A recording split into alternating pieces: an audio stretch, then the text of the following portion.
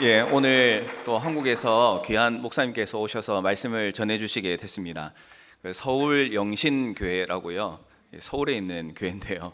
제가 이제 친구가 예전에 부교육자로 서울 영신교회에 있어가지고 예배에 참석한 건 아니고 놀러 간 적이 한 번 있었습니다.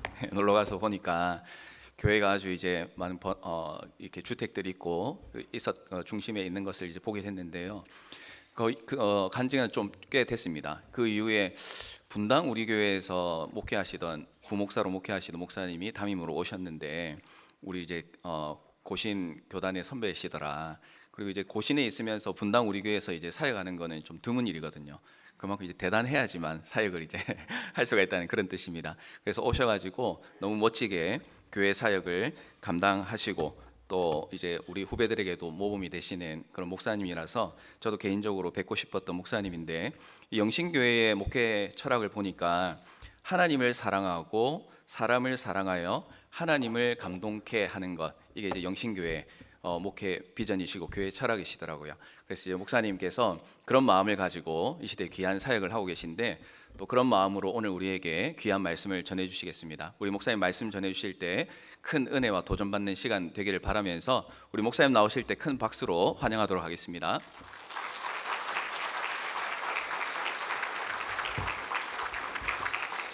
반갑습니다. 저는 소개받은 그 사람입니다. 실제로는요, 제가 19년 전에 한우리 교회에서 강도사로 섬겼더랬습니다.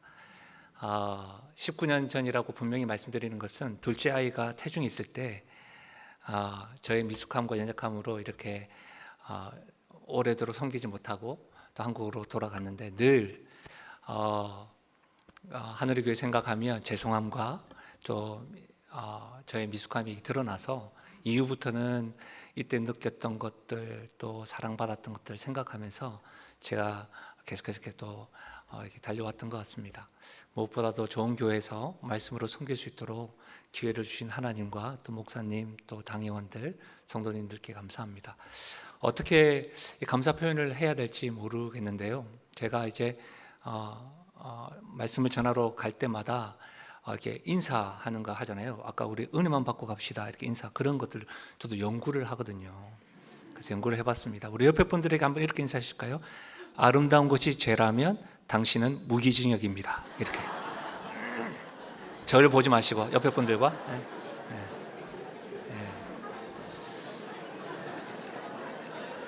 예. 제가 보니까 서로 보지 않으시고 부끄러우셔가지고, 그래, 너는 사망이야, 이렇게 하시는 분도 있는 것 같습니다. 제가 이 인사를 좋아하는 것 중에 하나는 우리 모두가 다 이미지 오브 갓, 하나님의 형상으로 지음받은 하나님의 자녀입니다. 아멘이십니까? 죄로 인해서 이 하나님의 형상이 파괴되었죠. 하나님의 형상 되신 예수 그리스도가 십자가에 죽으시고 부활하심으로 우리가 회복되고 또 그분을 닮아가고 있는 과정이지요.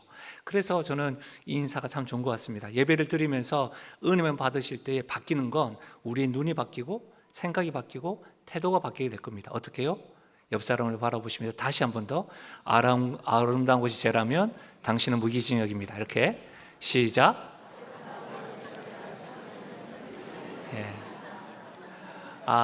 이 고백이 참으로 회복되어지기를 예수님의 이름으로 축복합니다.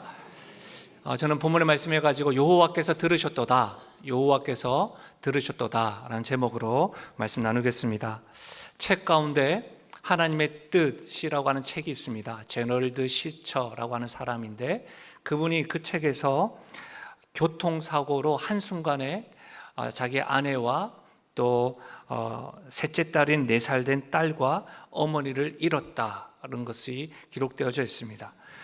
그리고 그의 하나님의 뜻과 더불어서 제럴드 시처의 대표작인 하나님 앞에 울다라고 하는 책에는 그의 그 상실을 이렇게 고백합니다. 한번 들어보십시오. 일순간에 댐이 무너지면서 터져나오는 거센 물살에 모든 것이 휩쓸려 버렸다. 자기가 경험한 그 사건과 사고와 상실이 일순간에 댐이 무너져서 자기를 휩쓸어 버렸다라고 고백하는 것이죠.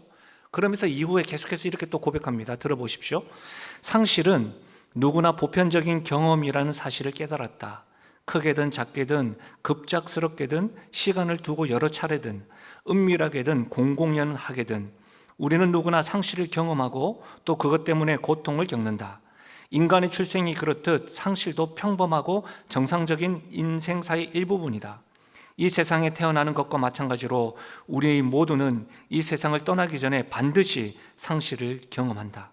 상실이라는 경험은 우리가 최후로 경험하는 상실, 곧 죽음처럼 피할 수 없는 부분이다. 무슨 말입니까? 한 번 죽는 것은 사람에게 정한 것처럼 상실 역시도 사람이라면 모두가 다 경험한다라고 본인이 그렇게 이야기하는 거예요.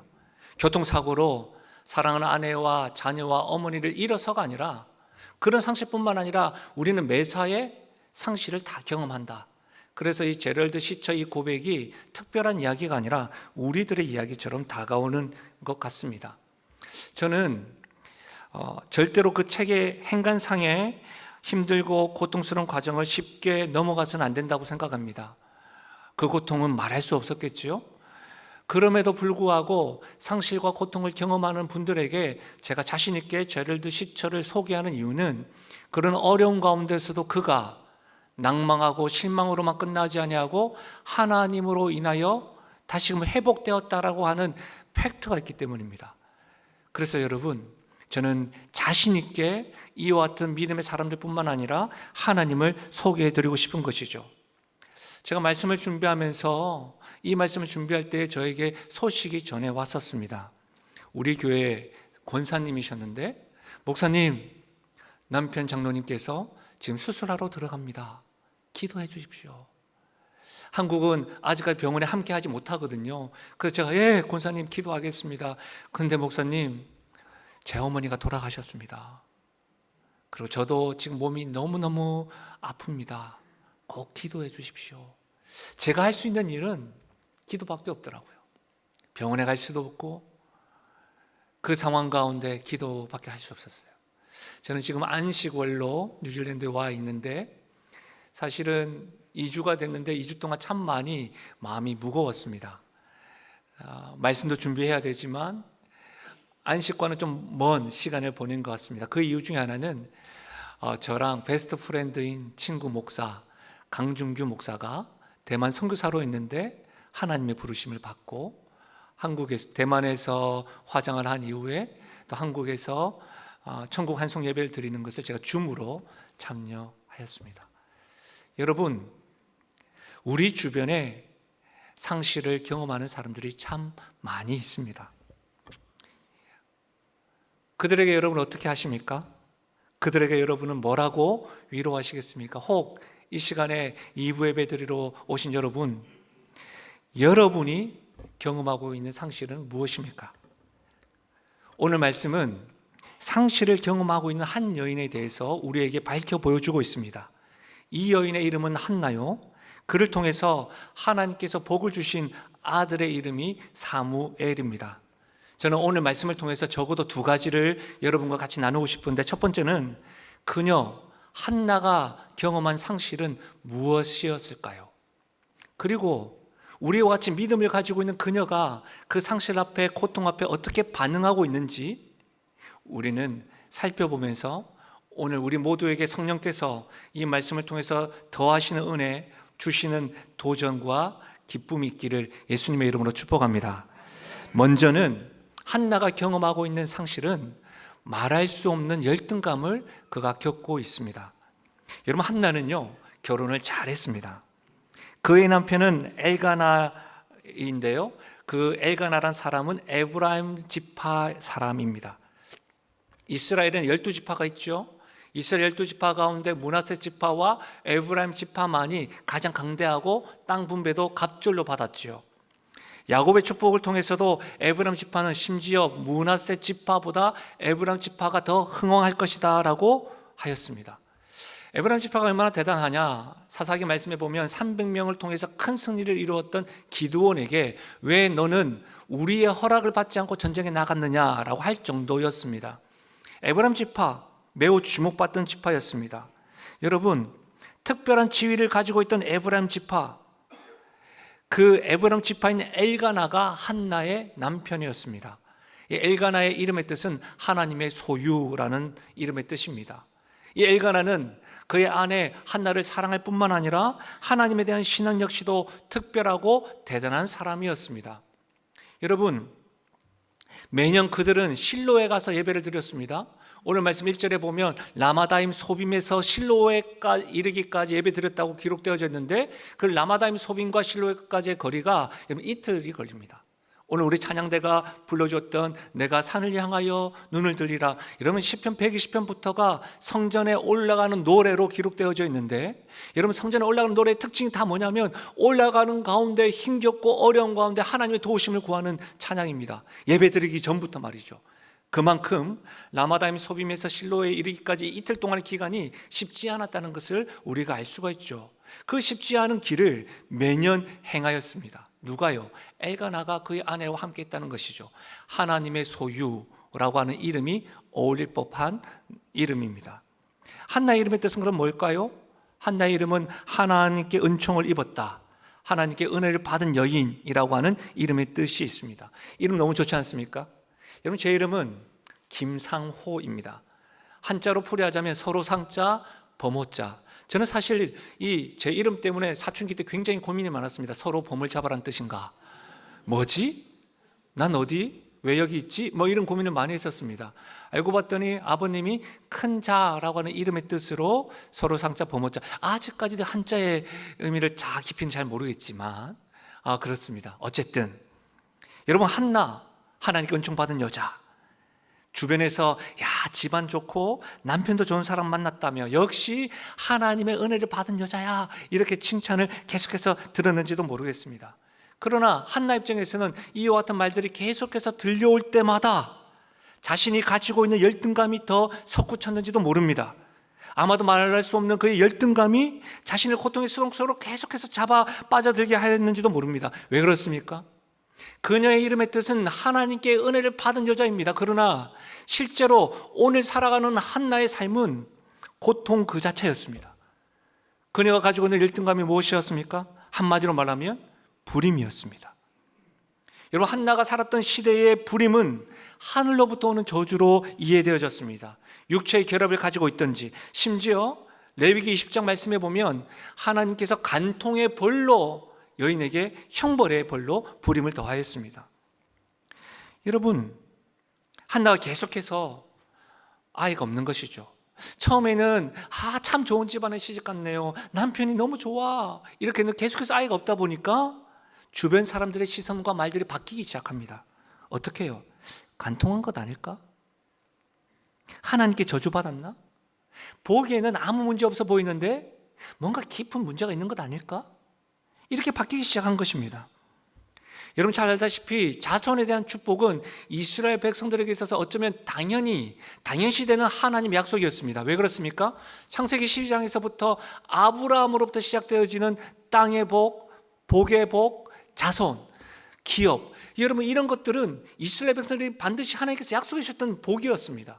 그런데 지금 당연히 받아야 될 약속을 지금 누리지 못하고 있는 것이 한나인 것이죠. 여인이 지금 잘못 들어왔다고 생각하고 있는 것이죠. 여러분 자손이 없다는 말은 무엇입니까? 미래가 없다는 말입니다. 상속이 없다는 말입니다. 여러분 보십시오. 에브라임 족속에다가 하나님의 소유요, 하나님께 은혜를 받았다고 하는 이름을 가진 사람이고 가정이었습니다. 그럼에도 불구하고 하나님 앞에서와 사람들 앞에서 고통과 상실이 이만저만 아니었습니다. 다시요, 좋은 집안, 사랑이 많은 남편, 믿음의 가정, 그럼에도 불구하고 한나가 가지고 있는 문제를 통해서 오늘 예배드리고 있는 우리에게 성령 하나님께서는 이 성경을 통해서 무엇을 말하는 것일까요? 성경 공부하자는 것이 아닙니다.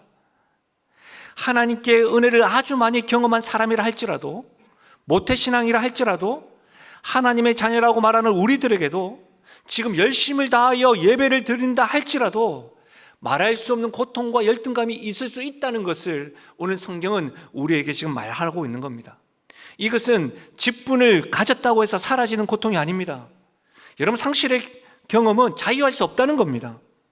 부부관계가 누가 봐도 인꼬부부같이 보인다 할지라도 그 가정에 문제가 없다는 것이 아니라는 거예요. 여러분 이와 같이 본문에 나타나는 이야기는 지금까지 우리가 잘 들었던 한나의 이야기, 성경의 이야기로 치부할 것이 못 됩니다. 이 자리에 있지 않은 사람들의 이야기도 아닙니다. 멀리 보고 있는 뉴스 이야기도 아닙니다. 바로 오늘 하나님을 찬양하고 예배하고 있는 우리들의 이야기로 성령께서 깨닫기를 바라는 겁니다. 너에게는 말할 수 없는 열등감이 없느냐? 너에게는 말할 수 없는 상실감이 없느냐? 지금 성령 하나님께서 한나를 통해서 우리에게 말하고 있는 것이죠. 두 번째로, 한나는 열등감뿐만 아니라 아주 가까운 사람에게 받은 상처가 있습니다. 우리 6절 말씀을 같이 한번 읽어볼까요? 6절입니다. 같이 읽겠습니다. 시작.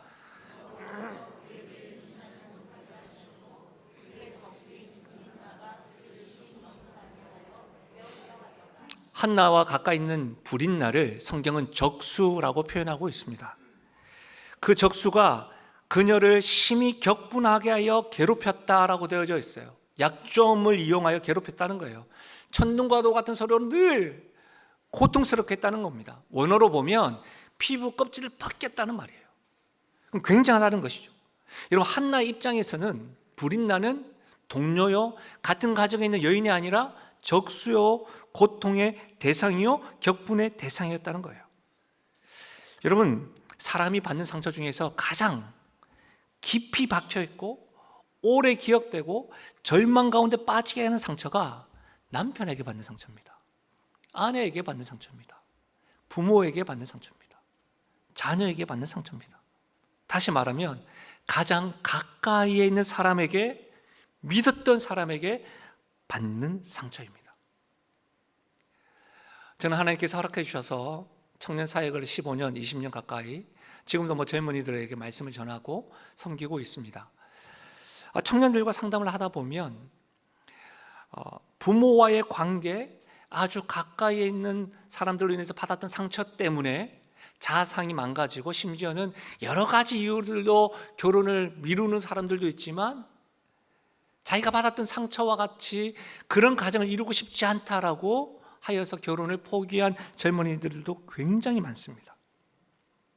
여러분, 우리는 가장 가까이 있는 사람의 격려와 오래 참음과 손을 내밀어 주는 것이 얼마나 큰 힘이 되고 의지가 되는지를 경험해 본 사람은 압니다. 그러나 한나에게는 지금 그와 같은 따뜻한 격려와 오래 참음과 자신의 고통을 나눌 수 있는 가까운 사람이 없습니다. 브린나는 한나의 신경을 계속해서 긁고 마음을 흔들어 놓고 천둥과도 같은 소리로 계속 괴롭혔습니다. 우리가 생각할 때 이렇게 생각할 수 있잖아요. 같은 여인으로 어찌 이럴 수 있느냐. 근데 우리 한국 사람은 그럴 수 있다고 생각합니다. 왜 그렇죠? 우리는 막장 드라마를 많이 봤거든요. 여인 천하 이런 거 많이 봤기 때문에 이 성경 이야기가 너무 자연스럽게 다가옵니다. 여러분, 그거 아십니까? 항상 나를 흔들어 놓는 것은 내부에 있습니다. 적은 내부에 있다는 거죠. 믿었던 사람에게 받는 상처, 여러분, 이것은 경험해보지 못한 사람은 모릅니다. 저 사람만큼은 나에게 저럴 수 없다고 말하는 것이죠. 내가 이미 초기에 얼마나 많이 도와줬는데 저 사람이 나에게 주목해줘야 되고 내 말을 들어줘야 되는 거 아닌가? 이렇게 생각합니다. 근데 그렇지 않은 것이죠. 저 사람만큼은 나에게 힘이 되어주고 나의 의지가 되어주고 저 사람만큼은 적어도 나의 이야기를 들어줘야 되는 거 아닌가? 적어도 나의 이야기를 듣고 기도해줘야 되는 거 아닌가? 그런데 그렇지 않는 것이죠. 처음에는 간절했다가 눈물을 흘렸다가 이제는 그 대상에게 분노가 일어나는 것입니다. 사랑하는 여러분, 이것은 경험해 보지 못한 사람이 모르는 고통과 상실입니다. 심지어 부모가 함께 있음에도 불구하고 멀리 느껴집니다. 남편과 아내가 남보다 못하다고 느껴지는 겁니다. 실제로 남의 편이 되는 것이죠. 여러분, 자식과 절친이 함께 있음에도 불구하고 나와 상관없는 사람처럼 느껴집니다. 외딴 섬처럼 느껴지는 거예요. 나만 있는 것 같아요. 나에게 있는 건 뭐예요? 스마트폰, 보다폰만 가지고 있는 거예요. 카톡이 많이 있어도 여러분 정작 불러내어서 대화할 상대가 없는 것이죠. 스마트폰만 남았더라, 뭐 이런 말도 있지 않습니까? 혹 여러분 이런 경험 있으십니까? 혹 이와 같은 상실을 지금 경험하고 있으십니까? 한나도 지금 여러분과 같은 상실과 고통을 경험하고 있는 겁니다. 세 번째로, 그녀가 경험하고 있는 것은 불임이라는 열등감과 불임나를 통한 상처만 있었던 것이 아니라 영적 권위자에 대한 실망이 있었습니다. 특별히 영적 지도자에 대한 실망이 있었습니다. 한나가 너무 괴로워서 하나님께 지금 기도하고 있습니다. 그 모습을 엘리 제사장이 본 거예요. 13절과 14절에 보시면 엘리 제사장이 위로하고 말씀으로 권면하고 있는 것이 아닙니다.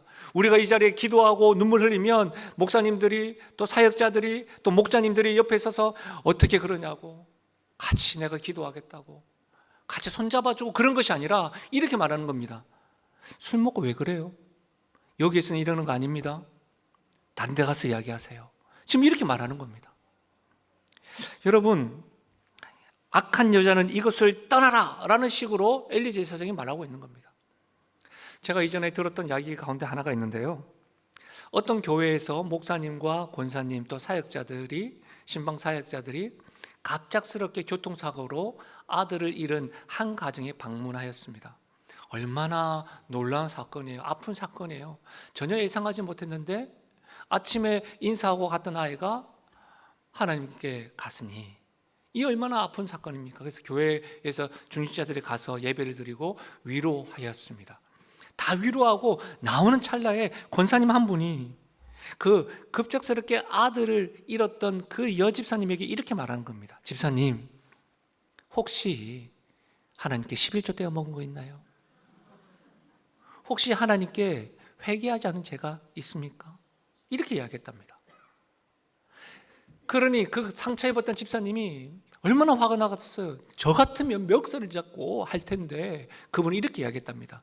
권사님은 죄가 많아서 그렇게 아들들이 빨리 갔습니까? 여러분, 이것은 하나의 이야기이지만 무엇을 말하는 겁니까? 영적 지도자들이 분별력을 잃고 말씀에 대한 잣대가 분명하게 서지 않을 때 상처를 입힐 수 있다는 겁니다. 직분자들이 권면한다고 위로한답시고 우리가 말을 할 때 잘못된 상처를 줄 수도 있다는 겁니다. 특히 우리 주변에 언행일치와는 거리가 먼 영적인 권위자와 지도자로 인해서 상처와 실망하고 넘어진 자들이 얼마나 많은지 모릅니다. 제가 섬기고 있는 교회는 한동안 참 많이 어려움을 겪었던 교회였습니다. 그래서 하나님께서 은혜를 주셔서 활기차게 되고 청년들과 젊은 부부들이 막 몰려오기 시작했습니다.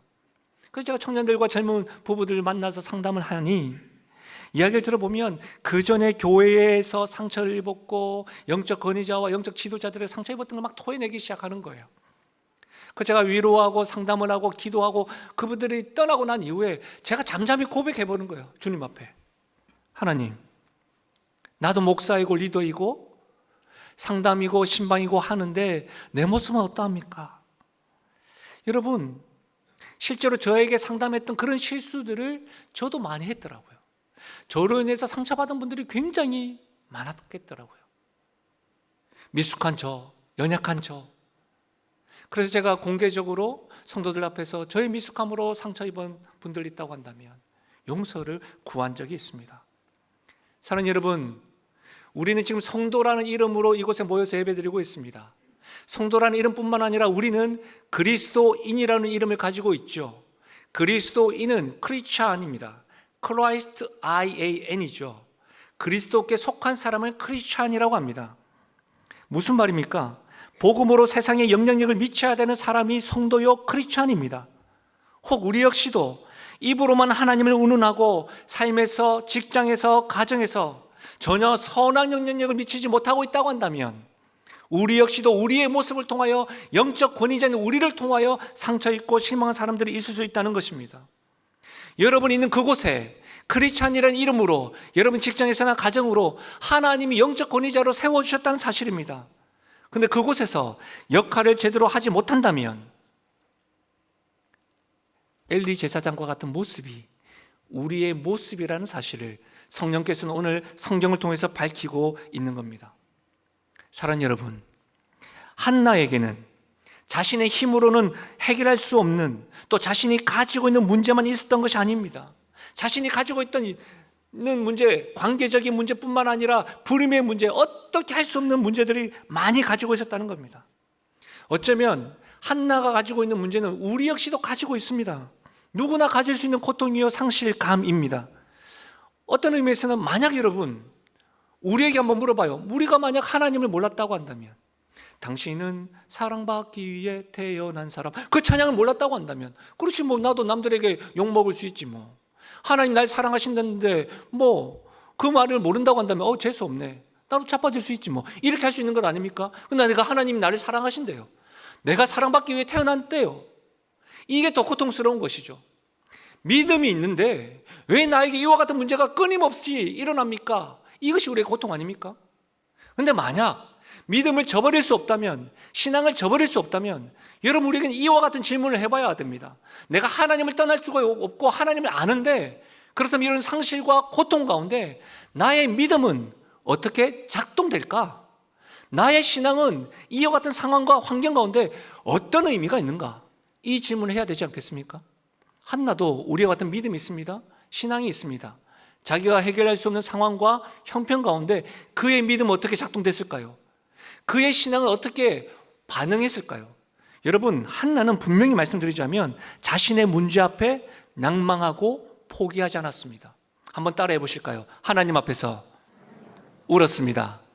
그렇습니다.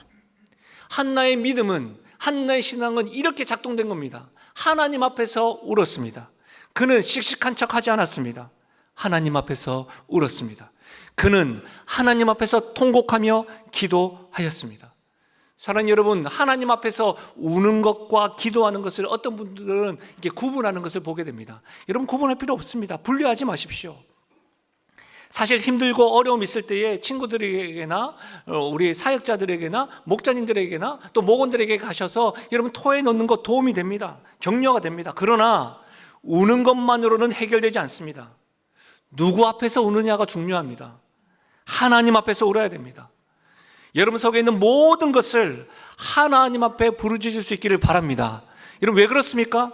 하나님만이 우리의 상실과 고통의 문제를 해결해 줄 수 있기 때문입니다. 아멘이십니까? 다른 말로 하자면 다른 사람들과 상담가에게 가서 울은 것 도움이 됩니다. 그러나 하나님 앞에 우는 사람은 어떤 사람입니까? 자신의 문제는 하나님만이 해결할 수 있다는 것을 알면 기어서라도 하나님 앞에 나아가 부르짖고 통곡하고 기도한다는 것입니다. 사랑하는 여러분, 오늘 말씀 5절과 6절을 가만히 보시면 반복되는 문구가 있습니다. 이런 것이죠.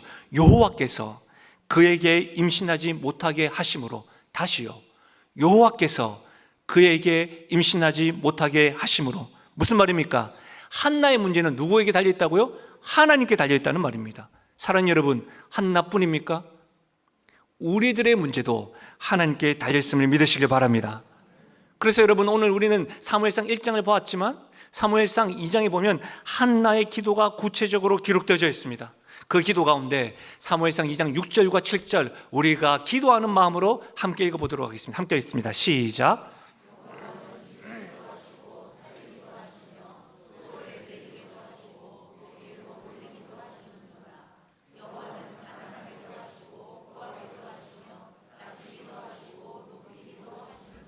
한나는 이 하나님을 알았던 것이죠.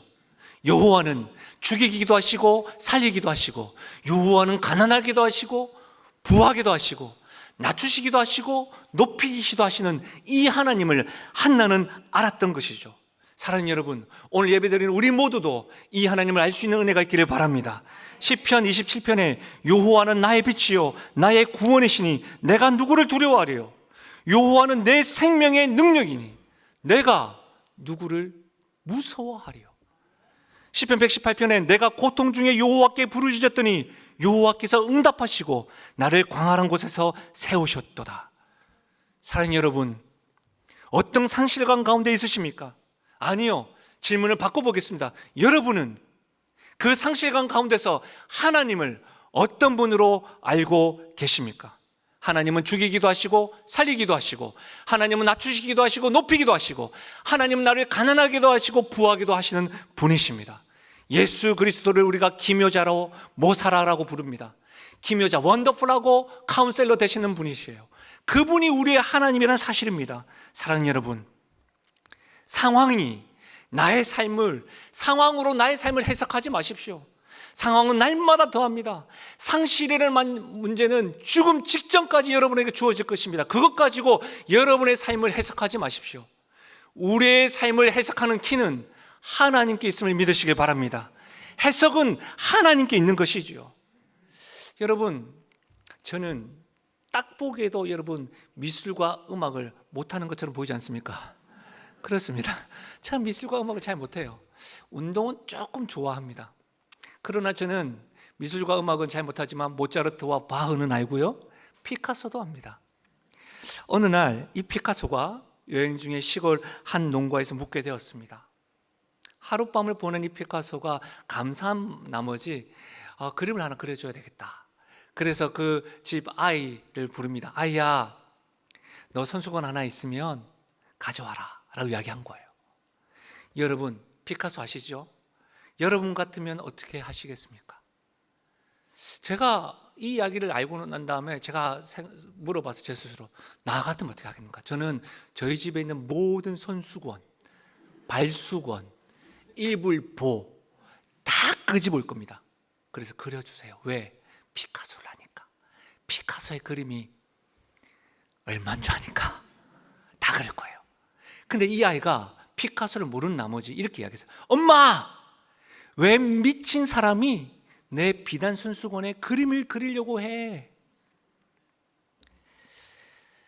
사랑하는 여러분, 이 세계의 거장을 몰라본 아이가 이렇게 이야기한 거예요. 혹 하나님께서 나의 인생을 문제를 맡기라고 하시는데 이처럼 어리석은 딸처럼 혹 왜곡하고 모르고 있는 것은 아닙니까? 여러분이 피카소를 미친 사람 취급하듯이 하나님의 능력과 신실하심과 사랑을 의심하고 있는 어리석은 모습은 아니십니까? 사무엘상 2장 30절에 하나님께서 말씀하십니다. 나를 존중히 여기는 자를 내가 존중히 여기고 나를 멸시하는 자를 내가 멸시하리라. 사랑하는 여러분, 하나님을 신뢰하십시오. 그분의 뜻과 계획을 100% 알아서가 아닙니다.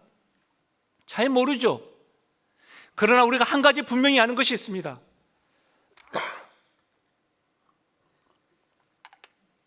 저 십자가를 바라볼 때마다 하나님이 나에게 아들도 아끼지 않으실 만큼 사랑하시는 분이시구나.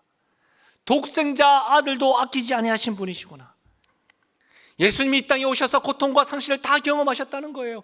우리의 약함을 동정하시는 분이시고 우리의 약함을 채울하지 못하시는 분이 아닙니다. 그러므로 죄가 없는 그분이 나의 대제사장이 계시기 때문에 때를 따라 돕는 은혜를 얻기 위하여 우리는 그분 앞에 나아갈 수 있는 것입니다. 할렐루야. 사랑하는 여러분, 그래서 나는 하나님 앞에서 울었습니다. 그리고 하나님은 그 울음 앞에 응답하셨습니다. 그 응답이 20절 말씀입니다. 같이 한번 읽어볼까요? 20절 시작. 한나가 잉태하고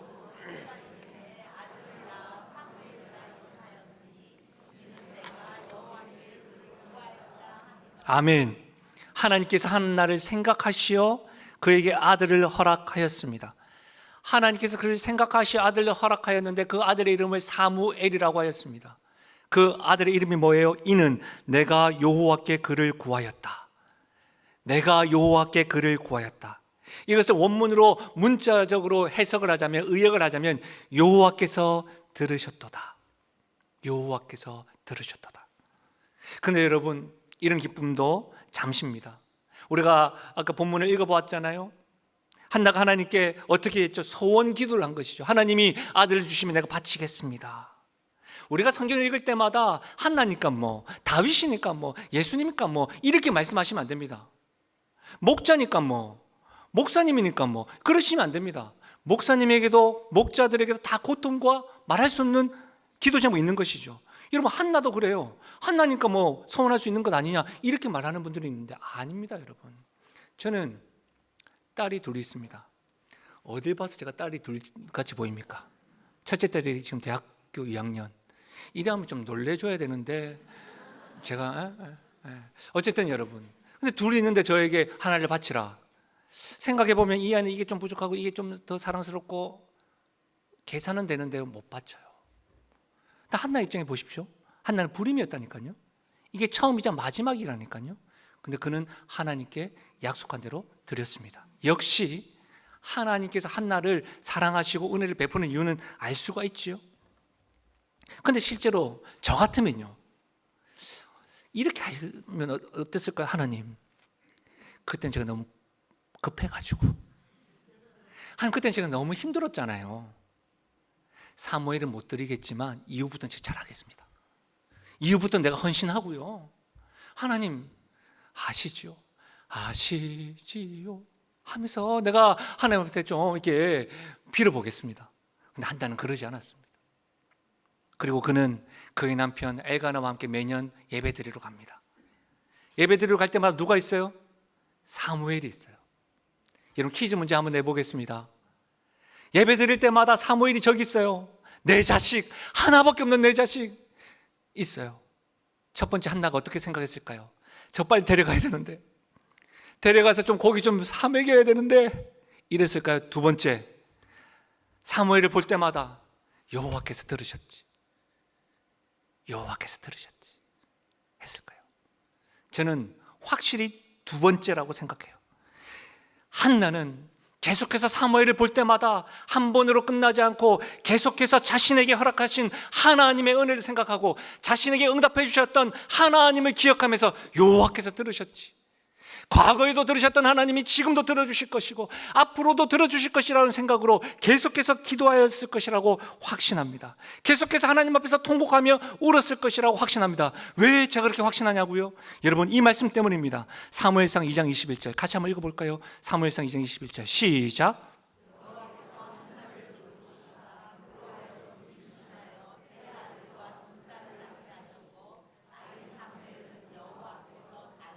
할렐루야. 여러분 이 말씀 읽으실 때 이렇게 읽으시면 안 돼요. 막 닭소리 돋고 막 이래야 돼요. 왜 그래요? 불임이었다니까요. 근데 지금 어떻게 해요? 세 아들과 두 딸을 낳게 하셨다. 누가요? 여호와께서. 하나님을 찬양해야 됩니다. 여러분 한 번의 기적도 대단한 것 아닙니까? 그러나 하나님께 함께 하시면, 하나님께서 함께 하시면 하나님 앞에서 우는 자들에게는 하나님 역사는 끊임이 없음을 믿으시길 바랍니다. 사랑하는 여러분, 저는 여러분이 당한 열등감과 문제와 상실 때문에 지금 하나님께서 여러분의 행하신 은혜를 혹 다 잊어버리실까 봐 염려가 됩니다. 사실 지금까지 이 자리에 온 것도 하나님께서 함께하지 않으셨다고 한다면 불가능한 것 아니십니까? 이 자리에 믿음의 선배님들 계십니다. 이민생활 어려우셨잖아요. 이 자리에 여기 있는 것 자체도 하나님께서 함께 하지 않으셨다고 한다면 생각하지도 못할 일 아니신가요? 믿음의 선배님들, 지금까지 지내온 것 주님 때문 아니십니까? 젊은 세대 여러분, 당연한 것 하나도 없이 모두가 다 은혜다라고 고백해야 되는 것 아닙니까? 그런데 단지 지금의 문제가 너무 힘들게 느껴져서 하나님을 망각한 채 왜 나를 고와 같이 버려진 것처럼 말하고 있는 그 입술이 있다고 한다면 오늘 성령께서 저와 여러분에게 주시는 이 말씀을 듣고 우리의 그 입술이 하나님을 신뢰하는 믿음의 입술이요 찬양 입술이 되기를 바랍니다. 사랑하는 여러분, 우리는 한나와 같이 하나님의 은혜를 떠올리면서 그렇지, 하나님께서 나에게 아들을 주셨지, 하나님께서 나의 기도를 들어주셨지, 그 믿음으로 그분 앞에 기도하며 울어야 합니다. 여호와께서 들으셨도다. 여러분 이것이 한나만의 고백인가요? 여호와께서 나의 기도를 들으셨도다. 여호와께서 나의 생각을 아시는도다. 이건 역시도 한나만의 간증이십니까? 여러분 제가 아이가 둘이 있다고 했는데 첫째 아이가 벌써 지금 대학교 2학년이고 둘째 아이는 여기서 임신을 하고 출산 전에 제가 한국을 떠났었는데요.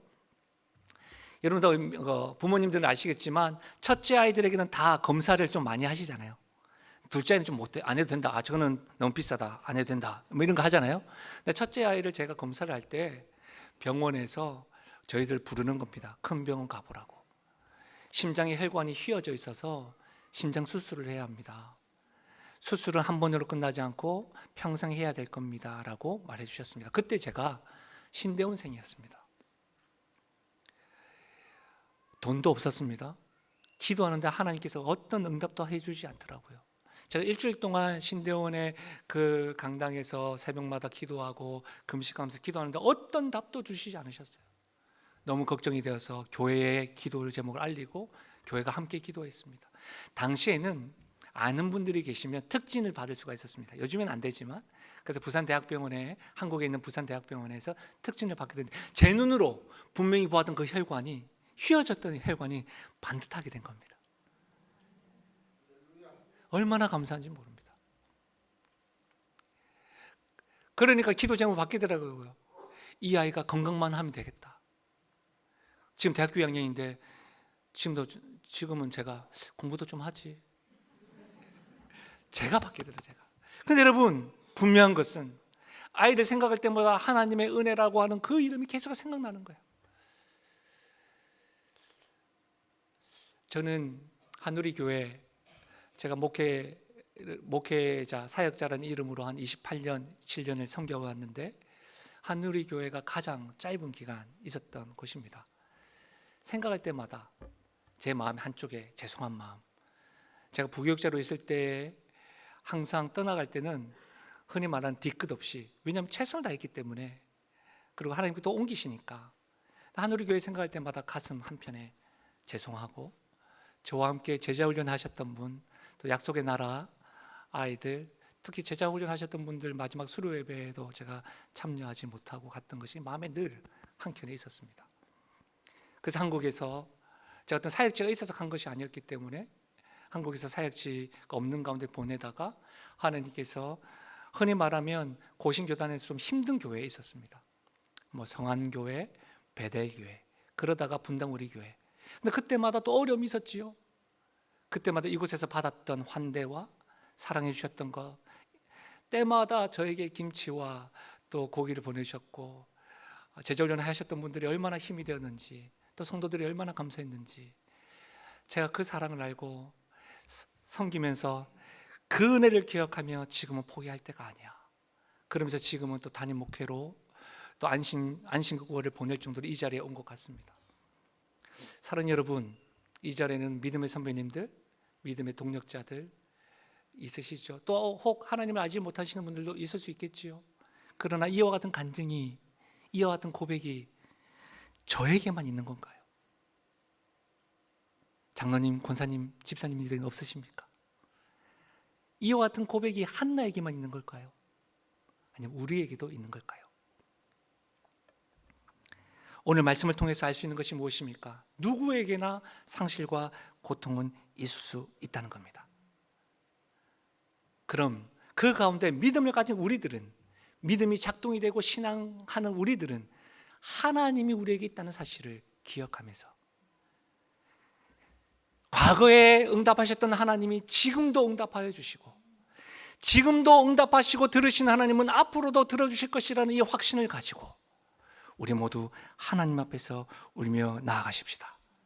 하나님은 죽이기도 하시고 살리기도 하시고, 예수 그리스도께서 말씀으로 이 땅을 창조하시고, 하나님께서 말씀의 약속대로 예수님을 이 땅에 보내시고, 성경을 응하게 하시기 위하여 십자가에서 죽으시고 부활하셔서 우리에게까지 그 구원의 은혜가 있다고 한다면, 아들을 주시기까지 하신 그 하나님께서 우리에게 무엇을 아끼시겠습니까? 이 하나님 믿을 만하지 않습니까?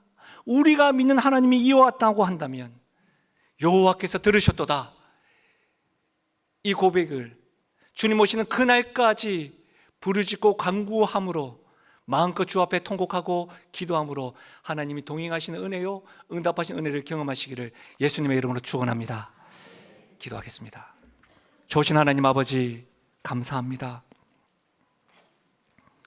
누구에게나 상실과 고통을 경험한다고 하였는데, 사랑하는 주님, 오늘 예배드리고 있는 주의 권속들, 남몰래 흘리는 눈물, 남몰래 흘리는 열등감, 가슴을 치며 답답해하고 내가 여기서 뭐 하나 고통스러워하고 있는 주의 백성들, 아픔들, 가까이에 있는 사람들에게 받았던 고통들, 영적인 권위자들과 리더십들에게 받았던 실망들, 하나님 앞 다 표현할 수 없지만 그들의 아픔들을 저는 잘 알지 못하지만 우리 주님 아시지요.